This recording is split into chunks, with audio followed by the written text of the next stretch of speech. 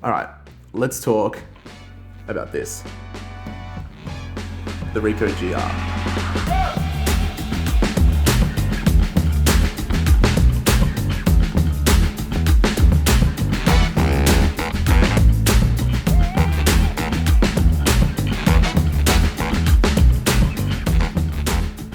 What kind of camera is this? Why do I like it so much? And why do I think you should get one of these to add into your camera collection? So the Ricoh GR, a series of cameras, started off as a line of film cameras in the 90s and then slowly progressed into the GR digital line, which you see here. Nowadays, you've got the new APS-C sized GRs as well, which are extremely popular.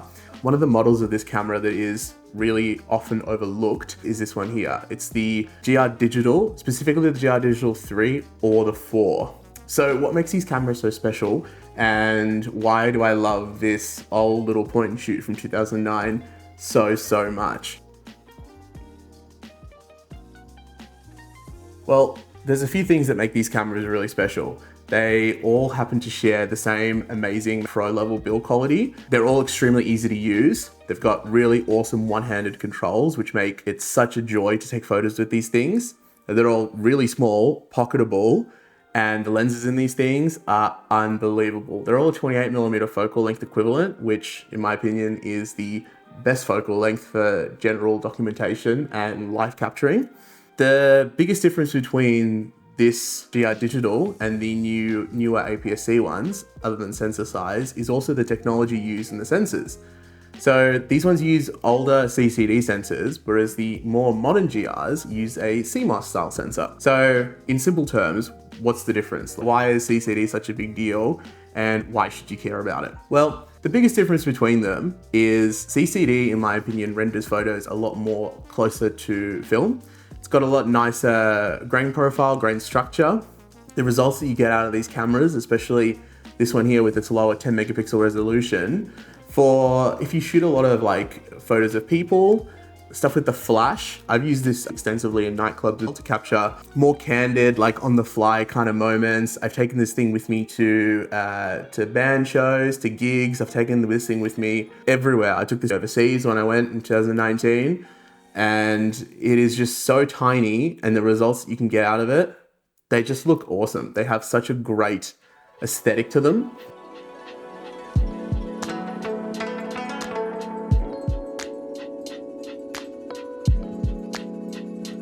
It shoots DNG RAW as well, so it's super easy to get quite a lot out of the files too. You don't need to worry too much about that. Another thing as well that you might have noticed is I'm no longer holding the microphone as I was in my last video. I stupidly decided to try and hold it like a little microphone and noticed that when I moved my hand around, the audio levels would be super infrequent. So this time around, it's clipped to my chest. I sort of look like I'm gonna sell you a business plan, but that's not the point here. I just, we're just gonna go with it and see how it works. So hopefully this video has more improved audio over the last one. Where I think these cameras really shine is using them as snapshot cameras to take them with you everywhere. They're tiny, they fit in your pocket, they fit into any bag.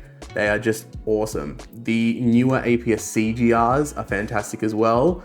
However, in my history of owning GRs, and I've had quite a fair few of them, I've always, this is the only one I've got left. I've sold all the other ones. I had a GR1, the APS-C one. I've had a GR2, the second APS-C one, and I also had a GR3 as well. I got rid of all of them just because I felt like the results were good, they were decent, but I've always really gravitated to the sensor that's in the GR Digital series of cameras.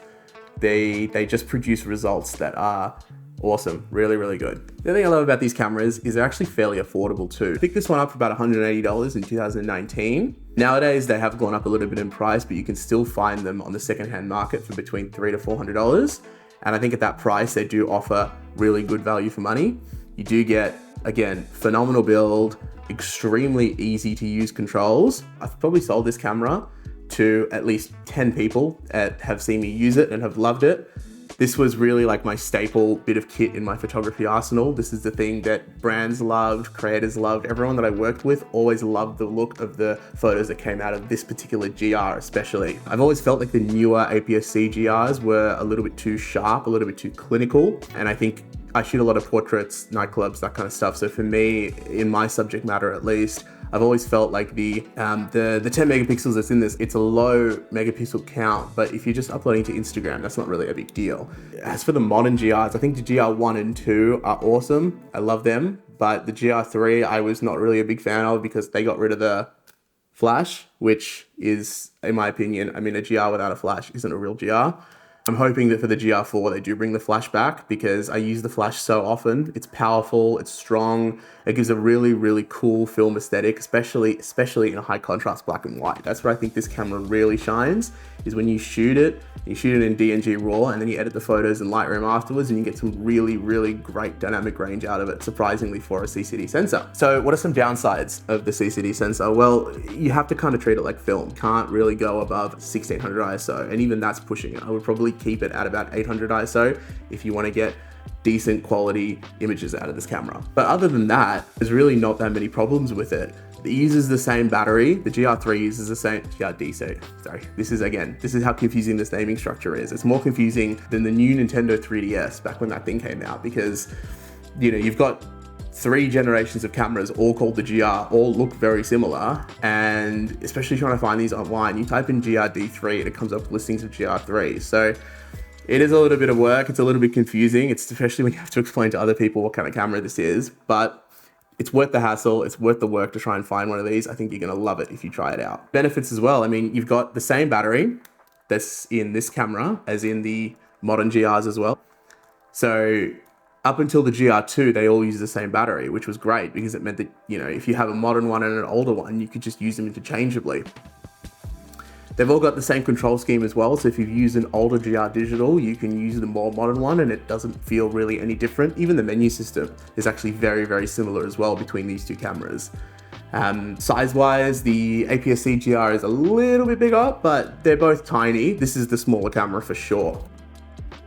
And yeah, I hope you guys have enjoyed this video on the Ricoh GR Digital. Please subscribe to see more content like this in the future. And thank you for watching and have a great day.